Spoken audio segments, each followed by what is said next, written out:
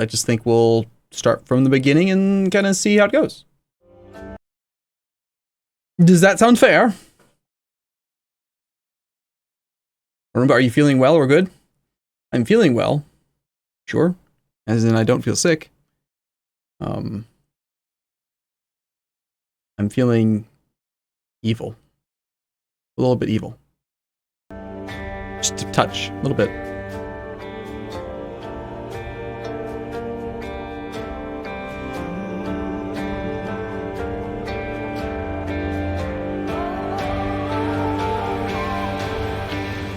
Grandest LAN. This is the definitive way to enjoy Europa Universalis 4. I am DDR Jake, and who are you? Buzz. We are in this giant castle. Jake knows who he is. I'm almost positive. I like Jake's sense of humor too.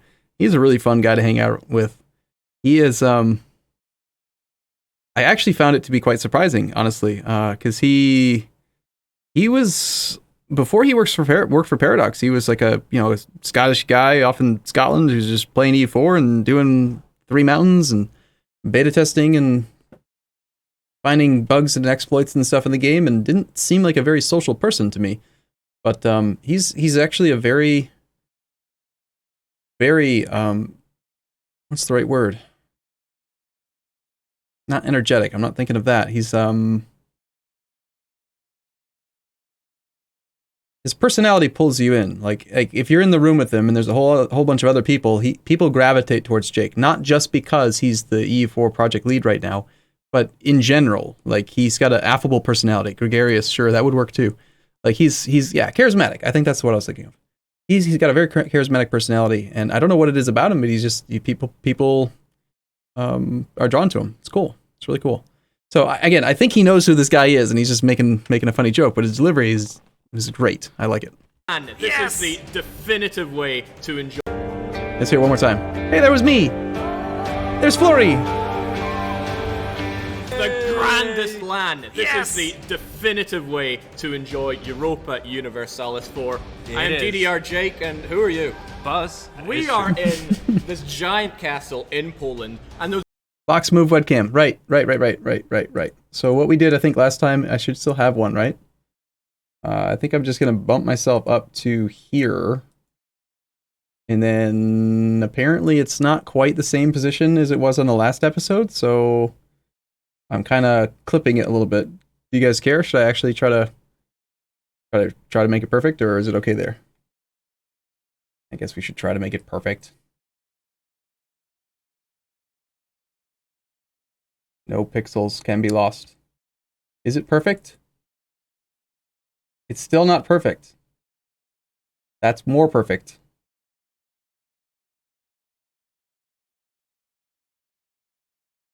But now I'm slightly to the right. No, I need to line up all of the pixels. They all need to be perfect. That looks like as best as I can get it, I think.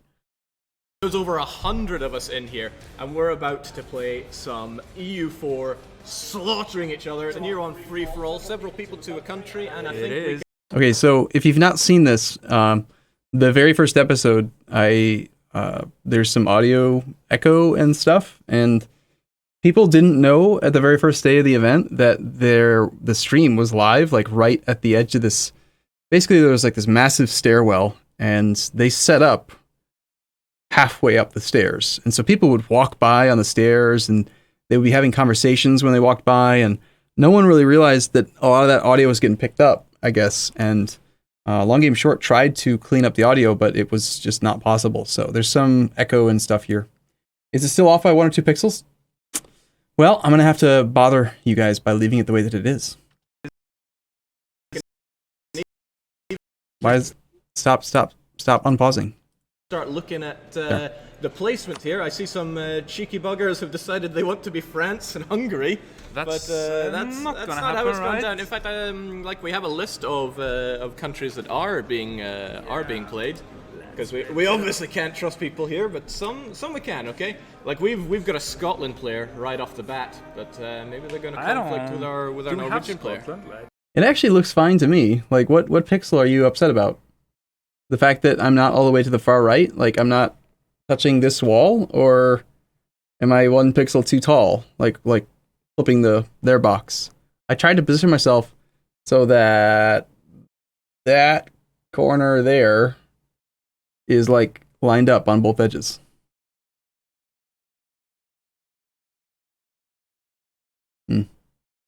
Let's see. We see that the Pope is already signing. See? It was in the right spot, and then... So... Crap.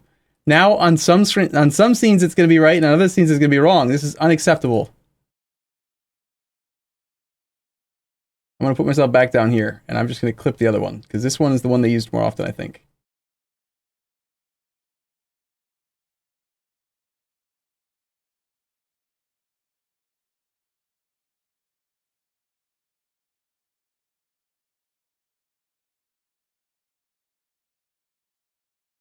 Alliances here. He's got Milan. He's got an incoming one from Florence. So much bigger than they are. The Italian Thunderdome is kicking off. Nice and anonymous chat, but there's somebody saying, "Screw the Pope." What is the Pope up to? Perhaps I wonder if he's excommunicated it. No. Well, I don't think he's done any excommunications yet. That depends. Oh no, that'll be it. Look at this. Oh, it's starting already. So this was the big upset, day one. Like again, I've talked about this a couple times, but let me just rehash it in case you weren't there or you don't remember or you missed it before. We sat down in the dinner in like the dining area with just the guy playing as the Pope, and we carved out a map that said that you get all of Venice, Flory and Provence will split the Genoa node, and Florence has these national ideas that come with a bonus to papal influence, like he wants to stay Catholic, and we were going to be the bastions of Catholicism. We were never going to convert away from Catholicism. We were going to support the Pope. If he needed our help, we would help him. We're going to be the best Catholics ever. We even got him some red wine. We bribed him, all the things, and then he's a liar. And he excommunicated Florence before the game was even unpaused. Already excommunicated in Florence. I don't think he's going to get that alliance. Enemies: Ferrara, Mantua, Lucca, the Papal State. It's kicking off. I wonder if Operation Screw the Pope's going to go very well. Remember, the Pope is sitting atop his shrine, looking out across about half a dozen other players. Yeah, so I'm playing as Provence. Again, if you've not seen, and this is your first experience watching any of this, I was at the event and I was playing as Provence. I didn't get to choose the country. The way they handled it this year is they chose the countries for the influencers, is what they were calling people who did YouTube or Twitch or whatever. So like Florence was given Flory. Flory was given Florence. I was told I'm playing Provence. Jay was given control of Orissa. Jay is a French EU4 YouTuber. And then Marbazir was made to play Mali down in Africa. Is Arumba drinking again? I'm drinking water. Just water. Yeah, he got the good seat, right? If you want to... Arumba, he had agreements the day before with the other Italians. See, that's, again, we talked about this the other day that we were watching episode 5. That's why I think they need to change the way that the event is coordinated. Like, that shouldn't have been possible. Like, how could we have ever agreed or made an agreement with the Pope if they had already had a prearranged agreement before the event even started? Like, we did it in like good faith, like at the event, sitting down face to face, real life personal diplomacy. Like, that's the point of the event. And so we were really upset, honestly. It's like, all right, cool. I guess that's how it's going to be. Like, we're just going to immediately be lied to our faces. Like, he could have told us that. He could have said, sorry, man, but, I've already got an agreement with these other people. Instead, he wrote up the agreement in Latin and put it on the wall, and... Right, that's how I would handle it, not him. I think that the way they should handle it is that no one should know who anyone is playing until you get there. Or rather, they should do single emails. Like, every person, every country should be emailed their own nation, but not be told every nation. So that you can't just contact each other ahead of the event and arrange all kinds of diplomatic things before you're even there. Like I see there's an argument for having knowledge of your own country, so you can maybe practice a bit if you want to just get used to the area. But I'd still find it to be okay if you just had no idea and everyone was assigned a nation randomly, right, when you got there. Something like that. Arumba, did you take a look in the EU4 suggestions forum recently? No, I didn't. What's in there? What's up? We made agreements in real life the day before the bus. Oh, Shava Wookie, which team are you on? You went to a pub the day before in Berlin. Well, maybe then maybe the way that it could be handled would be to just not have anyone know who they're playing until they get there. I feel like the best diplomacy, the best, most entertaining parts were when you didn't know what was going to happen and you had to negotiate it on the fly while the game's running and you're running around the castle with your head cut off, you know, like a chicken with its head cut off. Like, that was what was fun. So, oh, you were playing Ruthenia. Okay. Wait, Ruthenia? You made an agreement with the Pope as Ruthenia?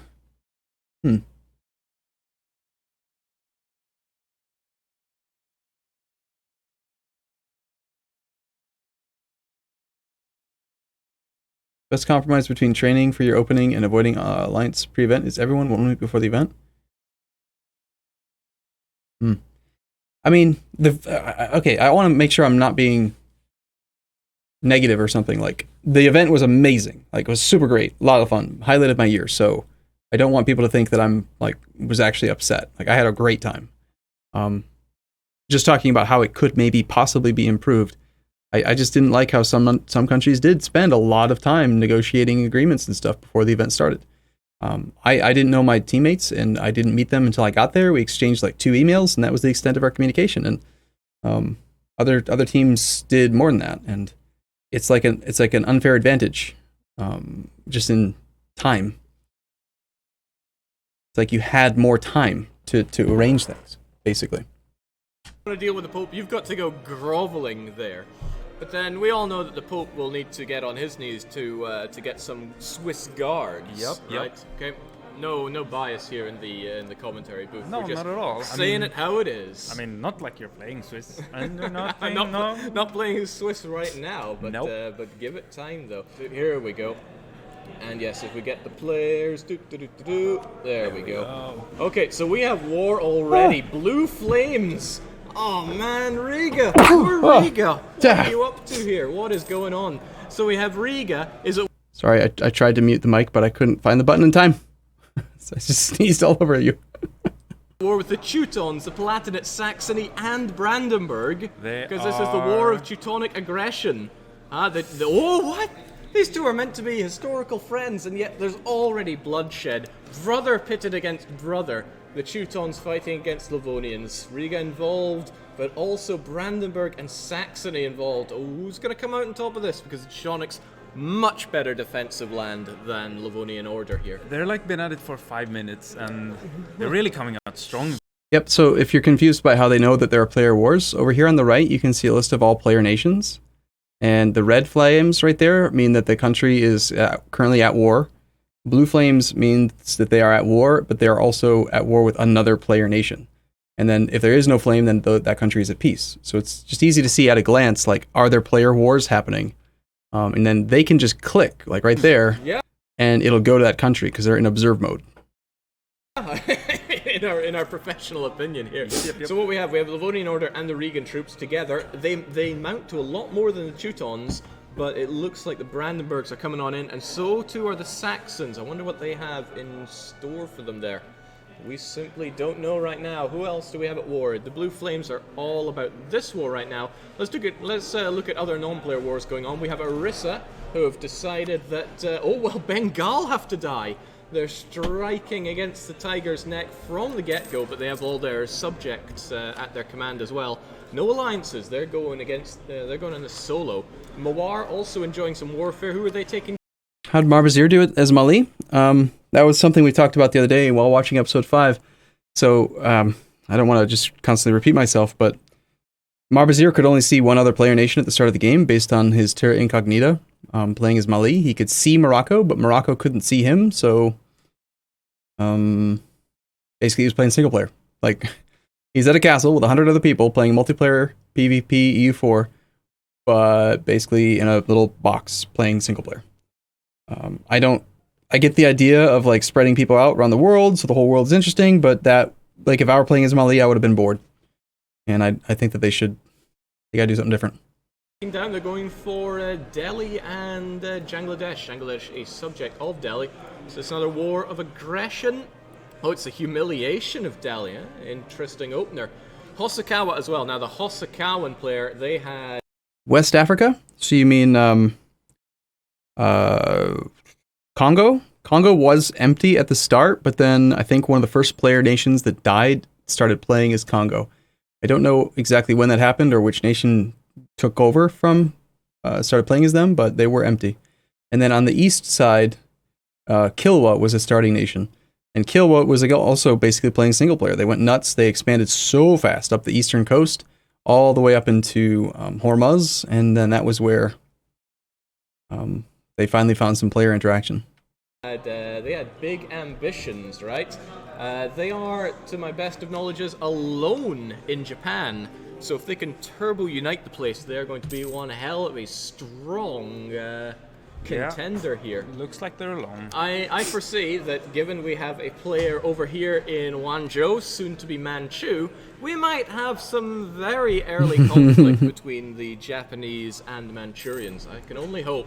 And we have Khmer at war already, annihilating Champa. They're not scared of those Champese troops. And we also have... Yep. Manchu was very fast. Jiangsu definitely prepared and practiced their start. I mean, they had it down. They formed Manchu incredibly fast.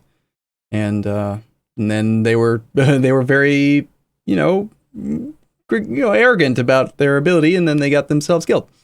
Or attacked. At one point. A couple of devs are actually playing as at Kyunlu. Now, we sent some contingent from Paradox here. We did. We were like, okay, we're going to put some manpower into this. And then a couple more devs went, no, this will not stand. I must go as well. So they actually got their own tickets, came. Can we make suggestions on what to search for? What do you mean, search for what? You took Paris? If you took Paris, it wasn't when I was at the console, so... I don't take responsibility for the fall of Paris. He didn't seize it, though. I think it was occupied, but not taken. And, the Paris people needed a vacation anyway, so we just sent them all off to the farther colonies, and, they just got to enjoy a tour of the countryside, so it was fine. Came along, yep. And they're joining in the fun, too. They're playing along with another person that's here at the castle, and look at this war of aggression already taking down Samtske. And there we go, a brilliant victory there because they have Uzan Hassan leading their armies. He is a natural-born leader and a fantastic general to have. Who were the devs that played? You mean the actual people in real life, or which player, like which nations did they play? I don't remember all of their real-life names, so that's a harder question for me to answer, but they played, the primary dev team was Switzerland, and that was mostly Grugi and DDR Jake, and the French Paradox guy, and Mr. 400. And then there was a second team playing over there in this region out here. But that's basically because there were a whole bunch of extra Paradox Interactive employees that just really wanted to come to the events. They sent more than they were not supposed to, but they sent I think 10 or 12 people from Paradox this year. And so they played two nations. Now, what is... Silesia was the organizers, right? So when we're talking about Paradox Interactive is obviously the company that makes the game. And they hosted the event this year, meaning that they basically footed the bill and hired the company, Djurbeck, I can't remember the name of their company now, Studios, which is the company that did it the previous year with permission from Paradox, but without the support and funding of Paradox. So the organizers are the company that does castle events like this, right? And they normally did, their normal business model is actually to do Harry Potter events. So people will go to a castle and roleplay being Harry Potter and being in that universe for a few days. And they play the Quidditch and whatever, and they make potions and that stuff. Ziobiak. You see, no wonder I can't pronounce it. I have no idea what that word is. So they played as Silesia because the castle that we were in is in the game in that province, Silesia. So they liked playing as Silesia because it was kind of representative of where we are physically in Poland. Is going down here. The Teutons and the Brandenburgs have already made some incursions into Livonian order. Well, look who is armied up here. The Regans and the Livonians are having none of this. They are charging into Riga and they are blasting the Teutons away. This is the Teutonic order. Okay, so the Teutonic order on the left, right? The Teutonic alliance. That's Marcus. You guys remember who Marcus is? Marcus is Bavaria from the previous year. So, we don't like Marcus. I mean, we do like Marcus, actually. I really do like him. He's cool. But, we don't like him. Because he is, and I think I've said this more than once, and I'll say it again, he is a master schemer. This guy caused more player wars and more discord and dishonesty and confusion than any other player I've ever seen in either year's events. He is a master manipulator. So, you know how you know if Marcus is telling the truth or lying? If his mouth is working, he's lying. That's what you need to just expect from him. If you see the mouth moving, lies are coming out, okay? Straightforward, very easy. That's what I've learned. Saxony and Brandenburg getting absolutely wrecked by the Livonians and the Regans! I loved Riga before, but now they capture my territories and now they capture my heart. Annihilation! Total annihilation! Run away while you can, Brandenburg and Teutons. You mess with the freest city in the Hansa. Like I said, there are no biases here in the commentary booth in this castle. Never. Never, ever. I just want to make sure there aren't Marcus is the wellest schemer. other player versus player wars going on. I know there are lots of wars, because there's a lot of countries around.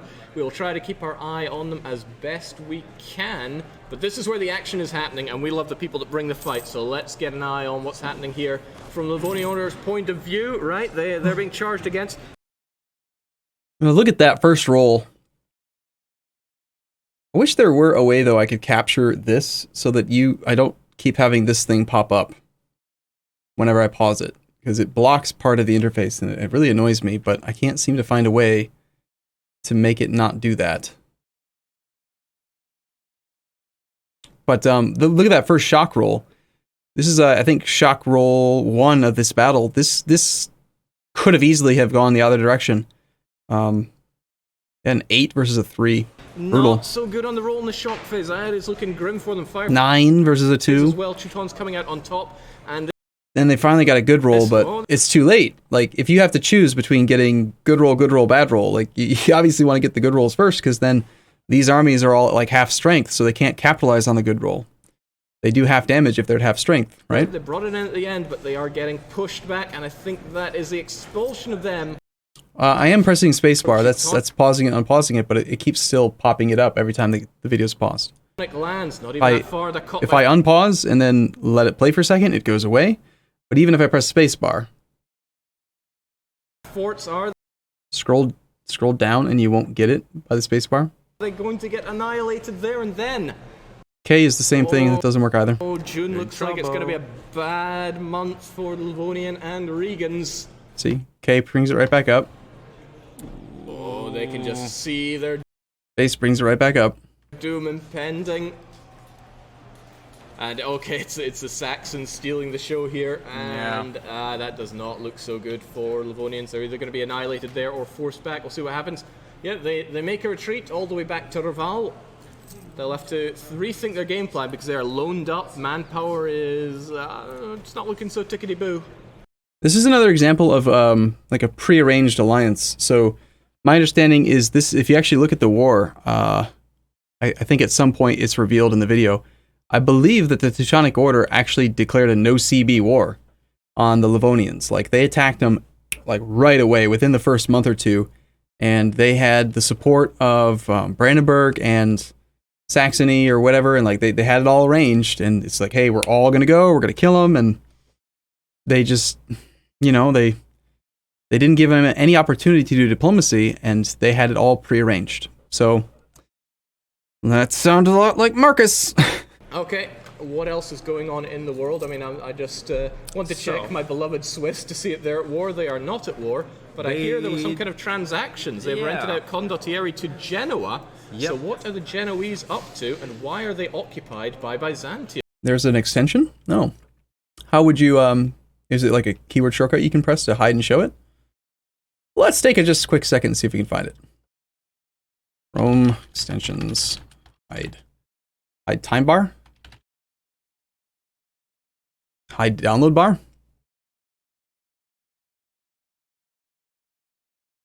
That doesn't sound right.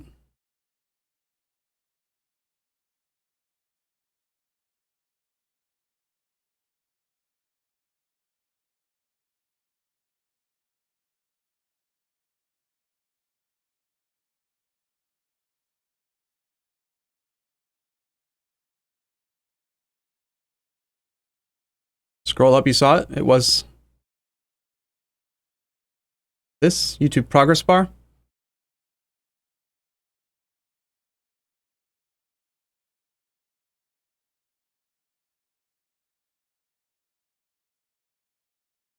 I mean, you can still see it in their example.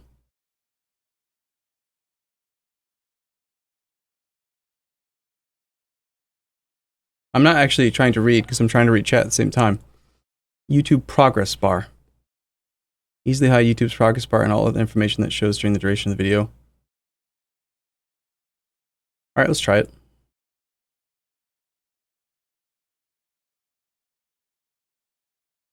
Game plan because they are low. It's just the progress bar, it's not the entire interface. That's not what I want.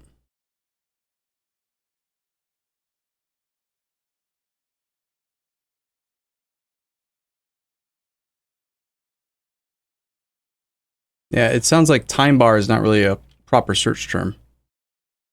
Chrome extensions hide YouTube. YouTube time bar. YouTube. Watch bar. Watch progress bar. Interface, yeah, might just be a better word to use. Distraction free for YouTube.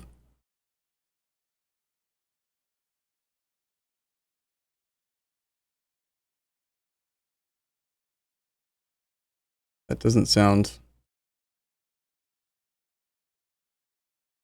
Hide feed, hide sidebar.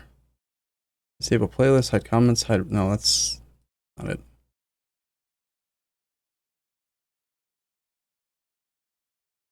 You can make it smaller with control scrolling?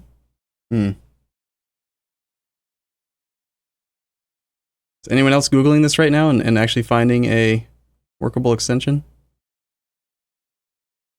There does appear to be a solution that involves like some editing or whatever, but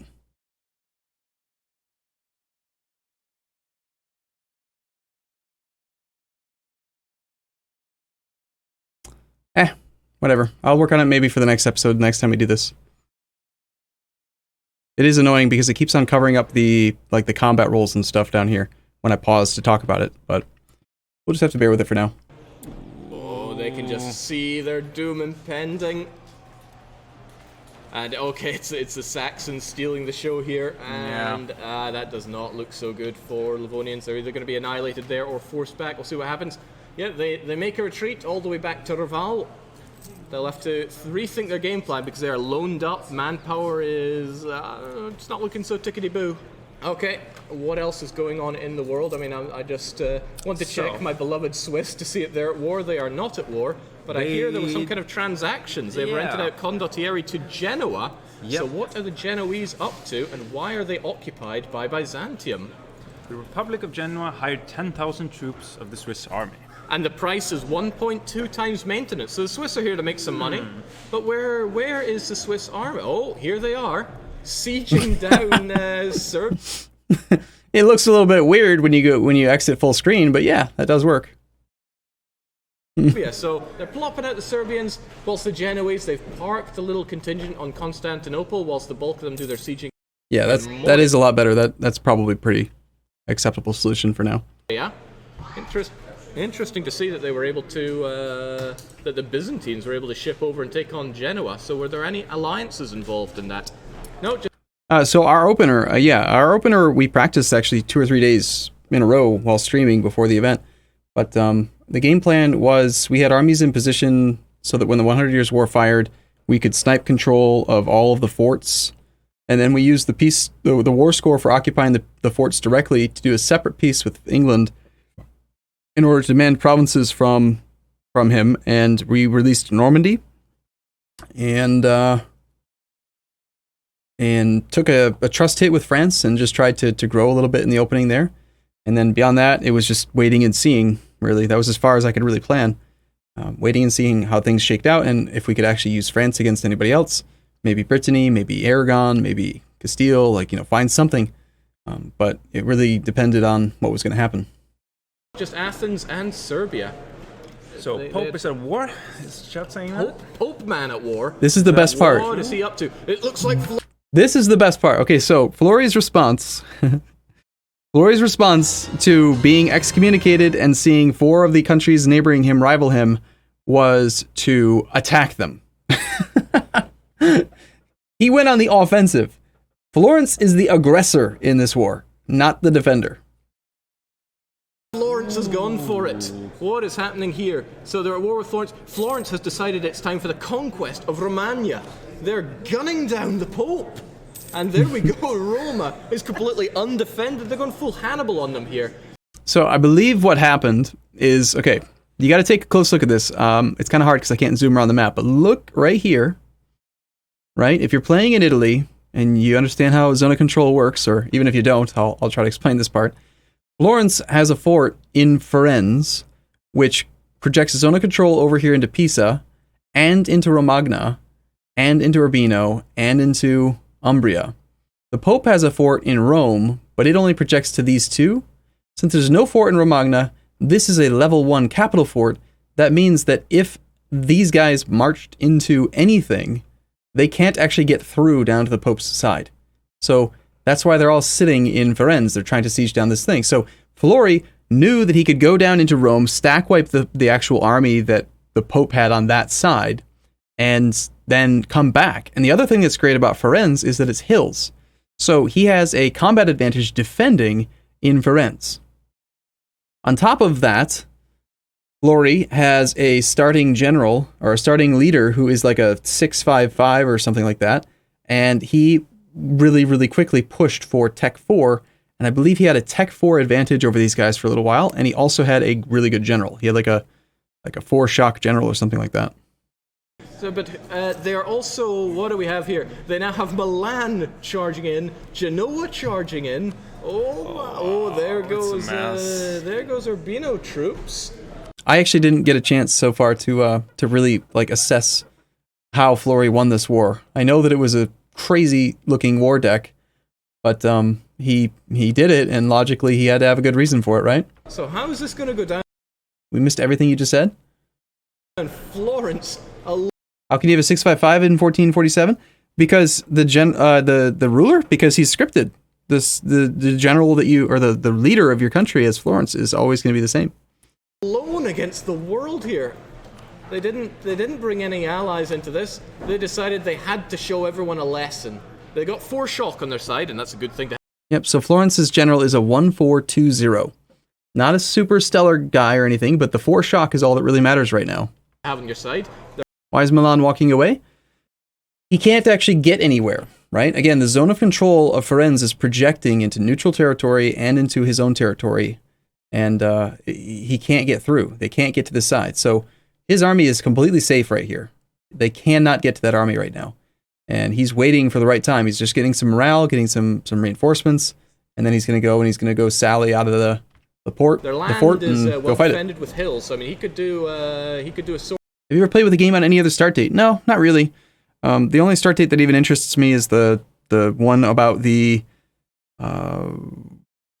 13 colonies. There's like an achievement for that, but the game is not balanced around later start dates.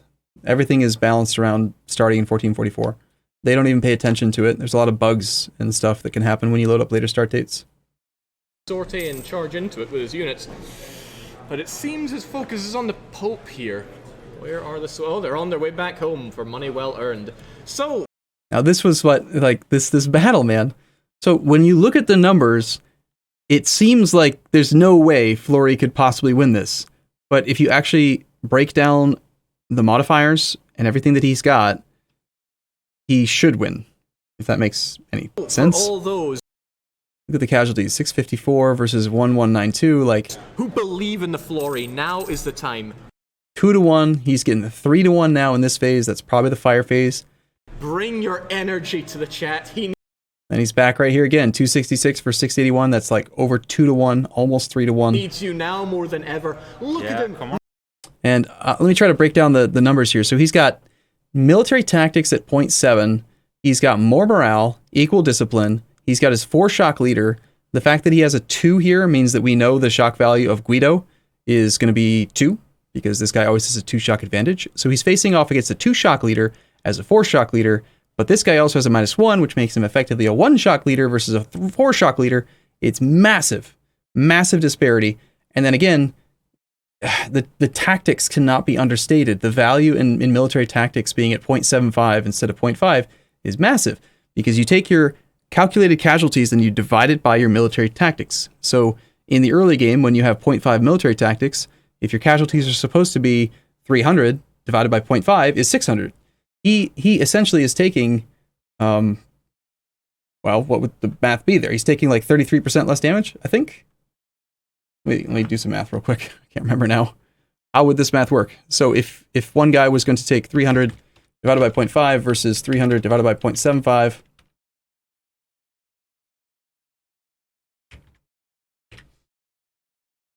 so where Flory would take, yeah, he's taking 1/3 less casualties because of that. He would take 400 instead of 600. It's a huge advantage, which is why people push so early for Tech 4. Repelling those who would stand against him. It helps when he rolls 9s as well. In Firenze, But every roll, they're getting destroyed in Firenze, and they are cast out. Right? Did I say multiplied? Yeah, no, you divide your casualties by the tactics value. So in the early game, when tactics is a fraction, it's 0.5. 1 divided by 0.5 becomes 2, right? Took on 3, maybe 4 nations, and away they go. The occupation of Rome will continue. Does he have... So he's in a very good strategic position here, because every time they try to come down and relieve the siege of Rome, he has this defensive defensive hill fort, and he's got a province that's right adjacent to it that he can recover in. And if they don't try to take the fort, then he can just go casually siege Rome. There's just nothing they can do. It's actually great positioning for Firenze. Do you have any allies? Holy moly, nope. Florence is going in this alone. He is against Milan, he's against Genoa, he's against the Papal State. Can he make this work? I think he saw the vultures looming, and we have Ave. And it's actually awful here for the Pope. The Pope probably didn't realize that this is what was happening, that he was going to be completely isolated. So he's got his whole army here. Had he had his army trained in Avignon or in Romagna, he could actually have retreated into his allies' territory, and then they could have all come together, and maybe it would have been different. But anything he's got trained on this side of that fort is going to get killed. He just can't do anything. There's no way to get past the fort. Unless he has naval superiority. He could have actually hopped onto his boats and then gone and dropped himself off somewhere else, which probably would have been a good idea. Let's see, right now we're looking at it from Florence's perspective. So there's 20 enemy ships there. It looks like they have naval superiority. There's only 11 Florence ships. So he should have taken these 8 troops up into some province up here, banded together with Milan, banded together with the other guy, and they should have all come in together and gone after Firenze. Like, both Pisa and Arezzo are unsiegeable. Like, if they go into Lucca, they have to go to Firenze. If they go into this province, they have to go to Firenze. If they go into this province, they have to go to Firenze. They can't get to these two, so there's no exposed provinces for Florence. Why can't they walk through Urbino? Because Urbino is a zone of control province. So, we've talked about this before, but there's a video on Riemann Paradox's channel that explains zone of control mechanics. If you want to watch that, you can. It helps, but just picture provinces that have no zone of control are zeros. They're empty provinces. then there's zone of control provinces, and then there's fort provinces. This is a fort province. No zone of control province. No zone of control. No zone of control. No zone of control. This is a zone of control. So that means that even though zone of control itself can't project across into here, they can't just march through here, because this being a empty province, it still functions. Zone of control is too complicated to explain. Damn it. It's because of the zone of control. I don't know. That is a question. So Arumba's gone for an interesting gambit here. He is allied with France, also with Florence, but he's not involved in that war. He is at war with England. This is the English-French unification war. But whilst the French have Maine, he snuck in and grabbed Provence. Did you consider attacking the Pope to take the province near you while this war was happening? No, I didn't. I had no idea how long the English war was going to take. And at this point in the game, we had no intention of being allies. We really only allied him in the beginning to help him with this one war, but then because of the way that affected Italy and everything else around us, we kind of ended up needing each other, and then the alliance kind of continued. But it wasn't something we had like prearranged. And Kane here, and he can get those because Maine is his core. He could still take those in the war, and who knows, he might just get the war score to do so. Meanwhile, the Swiss staying true to their word with two. Now they could have unoccupied Romagna. Like they could have gone in here and parked like a huge army right there, and just at least protected that province. But one general. I don't know what they're doing with their army right now. Sieging down Firenze, but Flori, look, he's pulling out all the stops. He's got 20,000. Like Milan should have been hanging out here. At least unoccupy that for Rome. I don't know why they didn't. Seems odd. And he's charging into Firenze. Now look at these numbers. 20,000 versus 16, 15, 19. 16 plus 15 plus 19 is 50. 2 to 5 ratio. Who do you think's going to win? Again, remember they've got a tactics advantage. They've got a four-shock general in defensive terrain. However, what he probably doesn't see are the Milanese. And you see Milan, like, man, Milan, I would have, like, someone on their side needed to re-roll. Oh, there he is. Okay, actually, the Pope has a 3-4-2. That's really good. And Genoa's got a 3-3-2. So they do have a good shot guy on their side. But Genoa's popping in. First roll that we can see is a fire at an 8. And we still have, Florence still has the tactics advantage. And he's got an even more pronounced morale advantage, 3.7 now. I think earlier in the previous battle we saw he had a 3.3. So again, talking about EU4 combat mechanics, maximum morale is what determines the amount of morale damage you deal. So the bigger this number gets, the more damage you do to the enemy's morale every day of combat. If he only had 3 morale, he would do the same overall amount of actual death and casualties, and he would do less morale bar damage. But because this number got so big, he's actually able to, not only does it look like it's like halfway full because his max sets both of these bars to the right. The max would be 3.7 on this one and 3.7 on this one, but he will actually be able to route the morale of these guys much faster, if that makes sense. How did he get that morale? He probably took either a prestige event or he hired a morale of armies advisor. Oops. So whilst he's got incredible morale here, he also probably activated his mission for being at his force limit for an extra 5%. First shock roll is a 6 versus a 7. What a lot of morale. But again, all of them are on lower tactics. None of them have Tech 4. Even though one of them has a Discipline Advisor, and Discipline does multiply with tactics, it doesn't show an update to this 0.5 because 1.05 times 0.5 is still less than 0.6, so it just rounds down to 0.5. So they probably have like, what, 0.525 tactics right now? It's a massive disparity. And you can see it every phase of combat here, right? So we got 736 versus 996 in death. And they're already at max combat width. So the fact that they had 50,000 troops versus 20,000 troops is kind of negated a bit because they can't actually engage with all 50,000 at once. He's got an advisor for. Why does it keep doing that? He's got tradition. He's got a thriving arms industry. Only a 1. Can he push back all? Look at the morale damage. Okay, so he took a retreat. With morale like that, I don't think he can. When he's forced to go back. The Swiss. Now, I bet this was a tactical thing that he did. Look at the date. So he took the retreat on that date because he wanted to get a reinforcement tick on his morale, and because all of their troops are stocked up here, they're all going to suffer a fairly sizable attrition tick, which causes war exhaustion and also takes casualties, right? Swiss guard still holding the front, but he's going right back in. Look at the timing on it. He's a master, man. He really is. Look at that. So he got his morale recovery tick. These guys are locked going in the opposite direction, and now he gets to come in on this army that all of it just suffered 5% attrition tick. He knew they'd retreat out. He's going. Now they're all going to come back in, but he's on controlled territory. They're not on controlled territory. So look at his morale. It's hard to see because that interface is kind of covered up, but you recover morale faster on your own territory than you do on uncontrolled territory. The base recovery rate's 15% per month. You get 5% bonus from Army Tradition, I think, and 5% for being on controlled territory. So he has up to a 25% morale recovery tick. They only got like 15% or so because of where they are. He's just going to come right back in. Once again. Yeah, the one stack tactic, that is something that I'm aware that he's doing a thing, but I need to break down what he's...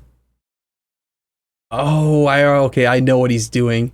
Did he do it in the last monthly tick too? Morale here, what a lot of morale. He's got an advisor for it, he's got tradition, he's got a thriving arms industry. But can he push back all these... Okay, look at the dates, the 24th. He retreats. Morale like that, I don't think he can. I see. Okay, so he doesn't do it this time, but I see what he's going to do. I'm pretty sure I understand what he does. So when you win a battle, you gain morale. The victor of the battle gains morale, and I think it could be up to like 50% of your maximum morale. But the amount of morale that you gain is relative to the amount of death that you inflict. And so I think what he's doing is he's exploiting a secondary retreat type exploit where his primary army engages, then he brings in a separate one stack, then he manually orders the primary stack out, and then allows the one stack to either get killed or to retreat last. Because the one stack was the last army that was in there, the enemy army only gets a fraction of the morale recovery they should get because they technically only killed one troop, which is super cheesy, and I am not at all surprised that he would do something like it. When he's forced to go back, the Swiss guard still holding the front, but he's going right back. And if he does it every month, then essentially he gets morale recovery ticks and they don't. Back in, he knew they'd retreat out. He's going. Yeah, again, I'm. This is why I wanted to rewatch this and commentate over it, because I knew he was winning at the event, but I was busy with my own war, and I was just kind of like, that guy's crazy. How is he winning against 4 people? He must have. There's got to be something that he's doing, and there is. Going in once again, can he get the stack wipe? If he can, he's going to be in a great position here. He's certainly got the morale. He's going for morale stack wipes. That's how he's going to actually win. He can't beat the actual numbers, because look, he's still 16k versus 40k. But if you get the enemy morale bar down to 0, and then engage them again in the same month, you can still perform a stack wipe, even with just 1 troop. You can do it with a 0 stack, actually. Morale advantage, even though he's fighting against so many more than his number. Can he make it count? I think he might just be able to. The front line is dwindling against him. How about that? It's all coming down to it, and he's got it. He's got the victory. He has forced the enemies out of Firenze. He's even chasing them down. Then again, the Florence troops, they are really down in number.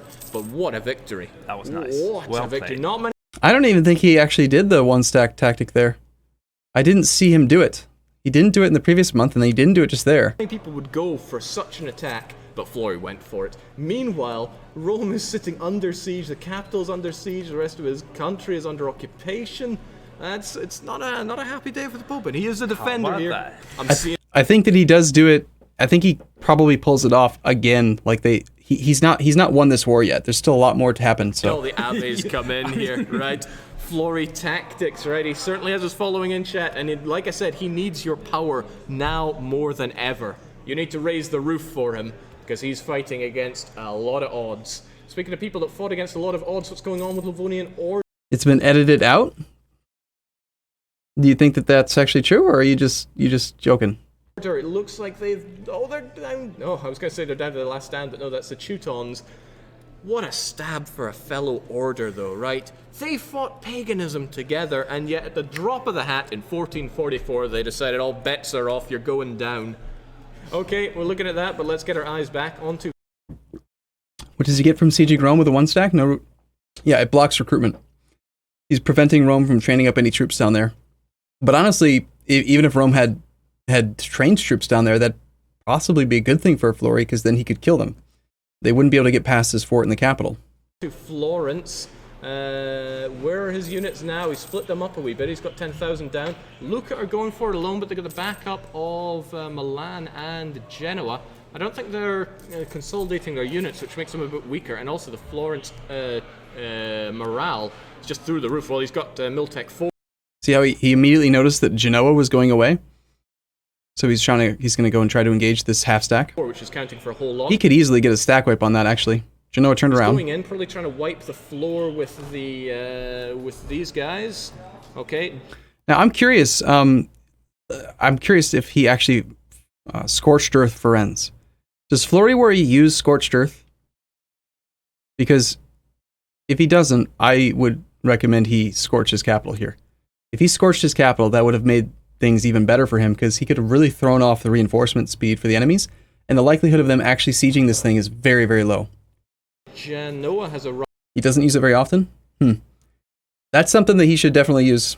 I mean, Scorched Earth is very powerful, especially against the AI, because they are incapable of adjusting for the delayed arrival date.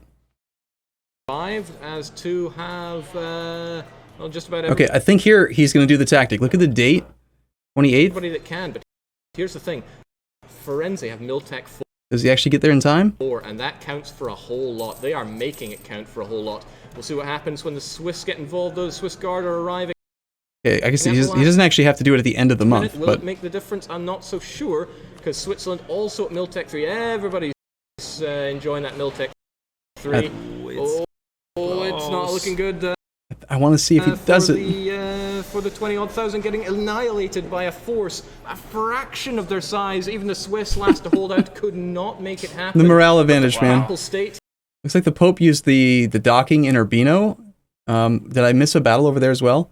Yeah, so he left behind a fraction of the troops, and he got boat bombed by the Pope from the general from the Pope, which is actually quite nice. It's like a 3-4. So that was well played by the Pope there. For the also split the focus. 20-odd thousand getting annihilated by a force. Or if you want to talk to some of them. Yeah, oh, bring them in. Oh, yeah. Oh, right, we've got some guests. Yeah, come on Livonians in. Coming Welcome, in, right? just introduce yourself to... But this was the risk for the Pope, is that if he's on this side of the fort, there is no way he can shatter through the fort. The zone of control of Firenze blocks shattered retreat this direction.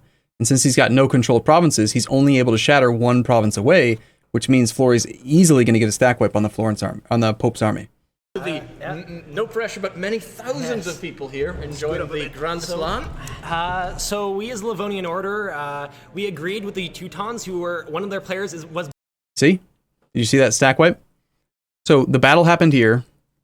He can only retreat on this side, and he just got a stack wipe because it was before the end of the month. That was the risk that the Pope had. This 5.3 stack just got killed outright. Bavaria from the last event, who is well known for the notoriety of betraying people. We made agreements, and then they allied with most of the German states against us, 4 of them against us, and so they all worked together to go and defeat us. And we had a lot of fun though, because I'm not trying to ignore him. It's just I'm really focused on the Flori war here, because this was the highlight of the first day, I think, in general. Most people were most excited about this. But yeah, the Livonians got screwed. They definitely did. We went and took as much development out of our lands as possible. We held off for about 5 or 6 years in spite of that, and caused for them to get high levels of instability and unrest. And so we decided that if they do this to us, we're just going to take as many loans as possible and build a massive army. Love it though. We saw you repelling their army decisively and chasing them down. Okay, they must have been sweating bullets when that happened. Well, we couldn't chase them down. We would have stayed in our own lands if not for the fact that Riga chased after them, and we wouldn't have lost naval. Why didn't he go back onto the boats? The boats need to be in the sea tile in order to be able to retreat onto them. And if they're docked, then you can't retreat. He could have retreated into Urbino and then attached them and then pulled the boats out if he was fast enough, but because the boats were still in port, right there, see how they're still in port? He could not shatter onto the boats.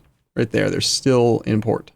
He'd put them out there, he could have retreated onto the boats, but it's difficult to do that, especially while you're playing multiplayer and it's unpausable and stuff like that. Decisively and didn't split their fleets. We can't. I mean, commiserations to you, but amazing. That's a bit of an insult right there. Oh, You put up an amazing defense, and that's what we love to see. We can't wait for you to come back and see how you charge back. Retreat locked army can't attach. If you're arriving in that province and you have more than 0.5 morale, then you can retreat. You can attach them. Into the Teutons, those great betrayals. So, Livonian Order got annexed? Yes. And so too did Riga. Well, yeah. In terms of other blue flames, we still have the war going on between Khmer and Majapahit. I was just going to say, how are we looking in Asia? So we have Khmer that's been invading here with Majapahit. Where are the Dai Viet army? They've been running off to Ming a little bit, probably just to stay safe. But yeah, Khmer and Majapahit, they outnumber them, and Dai Viet does not have Tech 4. Khmer doesn't either, and Majapahit, who, for all it's worth, sailed their army all the way over here purely to take out Dai Viet. So, I mean, that really sets the tone. If Dai Viet end up coming back later on, they will remember this. Yep. Dai Viet. Did the LAN EU4 games get laggy? No, it was actually totally fine. Like, there's a little bit of interface lag compared to single player because your commands have to be transferred to the host computer. And so it's not all instantaneous. It's most noticeable when you're trying to do things like keyboard shortcut shuffling your armies back and forth between two separate armies. Like, you know how I'll pull up the rebalance interface thing and I'll go B and send like five infantry over. You try doing that in multiplayer and it's like B, one guy goes. A second later B, like another one goes. Like you can't just, it's not instantaneous, but it's still very playable. It's just a very small difference. Remembers this. Wall of Shame, maybe? The Ming at the moment enjoying their own separatist movement. And I think it's worse though if you're trying to play over the internet. Like it's worse like in Beyond Typist multiplayer sessions because we weren't over a local area network, which is faster. the Manchu have already formed. Manchu's one hell of a danger for anybody around. They got all these cores, all these claims, and when compared to that, Hosokawa, who I'm sure is desperate to unite Japan as fast. It looks like what Manchu did is instead of trying to full annex Yeren, they just took the one province they needed and made it so that they could do the peace deal a lot faster. Because that's a whole lot of Yeren that's still alive, more so than when I've played as Manchu or Jianzhou. Normally I try to go down to like, Yeren only has 1 or 2 provinces left, but... Manchu's one hell of a danger for anybody around. They got all these cores, all these claims, and when compared to that, Hosokawa, who I'm sure is desperate to unite Japan Tommy Royal, thank you for your sub, sir. as fast as possible. It looks like they've got an extra province, but they've got the cores and claims to get, plenty of wars to be had. We'll see how that goes down for them. It'll be exciting to see. I want to get another overview of like where our player countries are, just in case people don't see who all's playing. So drink it in while you can. Scotland taking over Ireland. How did France go then? Provence has had some success here. It looks like they took and released Normandy. So they had this Normandy. So the reason we were like even able to do this, why were we allowed to take via conquest these 2 provinces when they're outside of our coring range? Provence starts with no coastal provinces at all. So what we were able to do is, because we have a personal core held on Maine, you can always take provinces that are adjacent to your cores, which allowed us to claim and take Alencon, and then we chained it to Caen. We could have taken Cotentin or like Kao as well, but we couldn't get enough individual war score. We were able to get to like 40% war score with England directly, and then demand these 2 provinces, and then release them as a subject so we didn't have to deal with early game rebels or early game autonomy penalties, and actually have useful force limit contribution from the subject. Norman subject with more cores. They might want to be getting those, but I wonder if that means their friendship with France will... And this is just kind of like an odd thing, but Provence starts off with 60 trust with France. When you take an early separate piece, it's a 10 trust hit. So we basically use that as a resource. We went from 60 starting trust down to 50. There wasn't any risk in losing the alliance just based on that one interaction because we were back to neutral. If we had gone all the way down to 40, might have been tough. But at 50, we're still fine. Remain in place. But you have coastal provinces at the start? Okay, you're right. Sorry, I'm completely crazy. We do have 2 coastal provinces down there, don't we? But they are. You don't have the coring range to go up here. It's technically out of coring range by distance because you got to go all the way around Iberia. See how the mutual opinion is there. So, for example, we weren't allowed to take down here. We couldn't take these 2 because those are outside of coring range. But we could take this because of our main core. Ally and ally. They both seem to love each other. Long may that be the case. Florence still putting up one hell of a fight. Again, taking over more than twice their number and succeeding. It is something to be seen. That is some unfortunate penalties there. Nice 9 by Francesco. -1 against Domenico, the 0. Florence army just... He's still got the tactics advantage. 4 morale now. Man, he went from 3.3 to 3.7 to 4. He's been stacking these morale modifiers like crazy. Does not know when to quit. They are beating back any who oppose them. Splitting them once again. They sent the Swiss packing, the Urbinos, the Genoans. And what do we have here? We have Provence. Provence are now getting involved in this Papal State War because they have 4... At this stage of this first early war, Provence, we just wrapped up our war with England, so Florey's playing in the same room as me. I know what he's like. I know that a lot of crazy stuff's been going on, and I know that we were rivaled by the Pope, I think, as well already. Or actually not. Yeah, the Pope had already rivaled us, so I knew that we were next up at the chopping block. It was in my own personal best interest to help him if I could. You know, if Florence dies, then I'm next, so I might as well try to help him. But he asks me, he says, "Could you help us?" I said, "Well, yeah, I can help, but like, are you gonna lose? Like, are you just dead? Like, are you asking me to like die with you? Like, glorious flames of death and destruction? Like, let's all both die together? Or do you think we can actually win?" And he's like, "No, we can win." You know, with his really expressive eyebrows and like really hyper personality. "We can win." I was like, "Okay, that's all I needed." And I said, "All right, let's join. We'll join your war." So we sent him an alliance offer. He called us in, and we show up. And then from here on out, we didn't really do much, I don't feel like. But apparently, Florence was about to go bankrupt. They were like 3 to 5 loans or something away from being bankrupt. And they were starting to think about canceling like the war, like, you know, bowing out and surrendering, essentially. But evidently, it was a huge morale blow to morale for the countries that he was attacking. The 4 countries that were on his side, they like capitulated like instantly. Their morale was crushed when they saw that we had then joined the war. Because from their perspective, it's like, we're basically losing against Florence. We're probably going to win, but we're basically losing right now. I mean, Florence has 25 war score, so, and now we have to deal with Provence. So, yeah, it was more of a, we stack wiped their morale, essentially. Forged an alliance with Florence. They're helping so Florence out now. is not going down without one hell of a fight. So here we go. Provençal and the Florentines together. Now the risk and like the drawback from our perspective strategically here is that there's no way that we can actually combine our 2 armies, right? Like he can get to the fort and I can get to the fort, but if there's a battle here, because of the zone of control here and here, I can't assist him.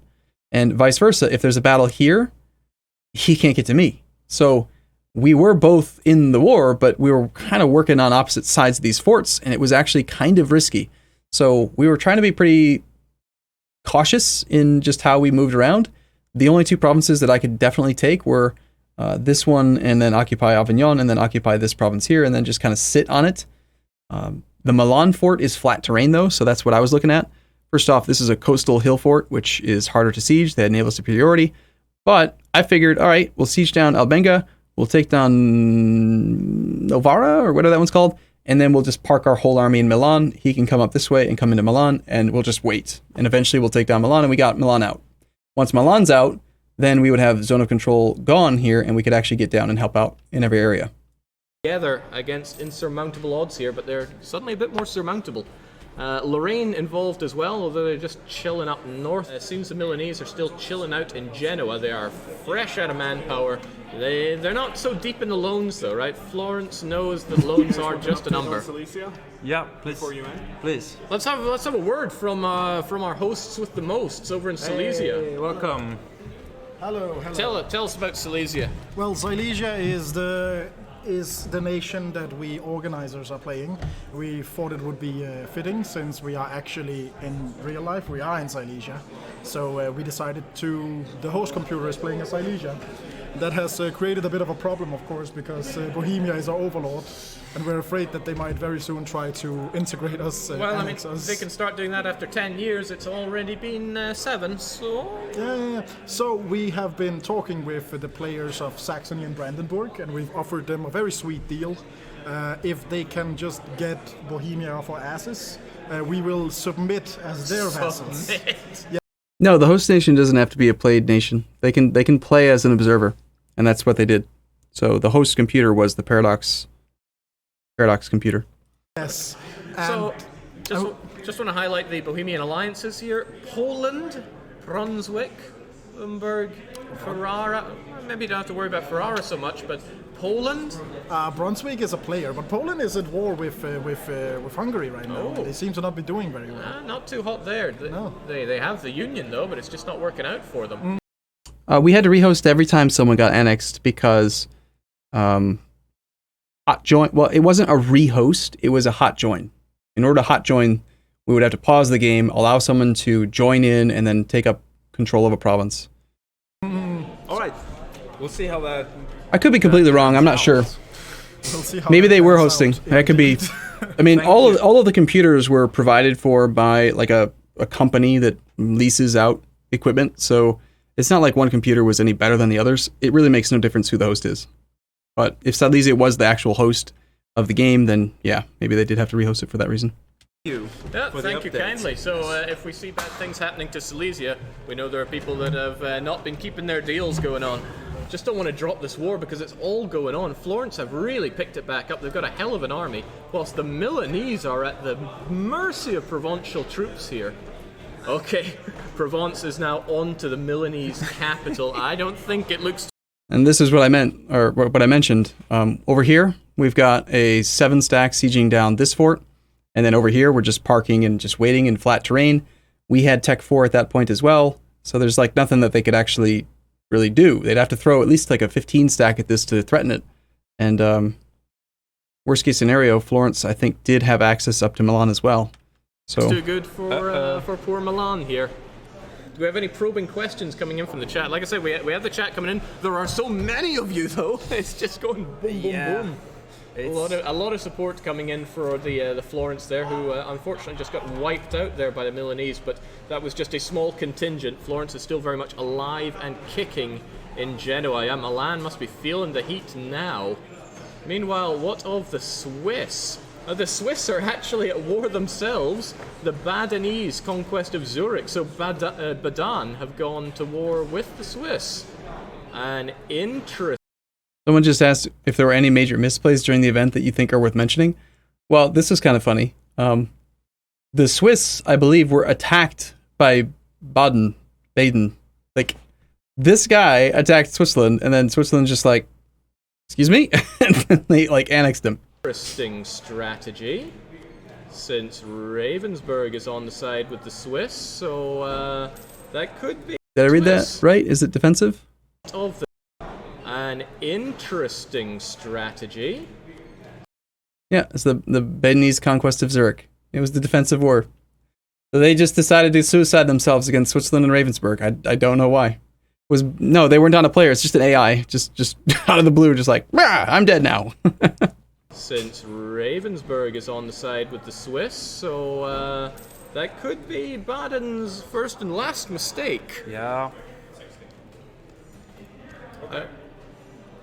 We've got some kind of rotation going on. Okay, I have been DDR Jake, you have been Bus, and you have been Awesome, but now we got to switcheroo. You know what? That could be it, actually. Yeah, Dan the Bullet Dodger, I think the Swiss troops were involved with this war with Florence. So maybe what happened is the Swiss had rented out all of their army to the Pope, which made their relative number 0. So Baden or whatever his name is thought he could actually beat him, and then he just canceled the condottieri, came back and he killed him. I wonder if that could actually be a strategy to use intentionally. Just get a couple of allies and then rent out your whole army so some idiot AI attacks you. Apparently, We'll be back. I am going to go and play as Switzerland. If you see amazing things from it's all me. If things go bad, I didn't actually get to the desk or something. All right, cheers, folks. We hand it over. All right, so that was the end of the first edited episode.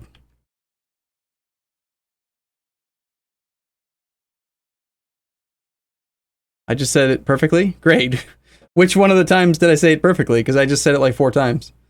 So, all right. Well, anyway, guys, it's been about 6 hours. I'm going to call it today, kind of early. Go hang out with the kids a bit and stuff because they got school tomorrow and I want to have some fun and hang out and stuff.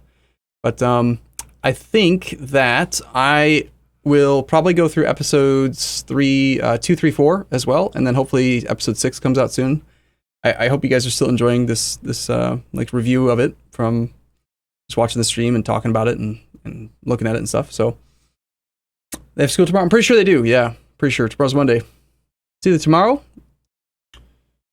It's either tomorrow or on Tuesday. They might have tomorrow off as well. We'll see. I'll have to check the calendar. But cool. Have a great night, I guess. Yeah, have a great night, guys. I will be back tomorrow, and I look forward to seeing you guys on the next stream. Thank you for watching. Thanks for your subs and your support. I'll see you guys tomorrow.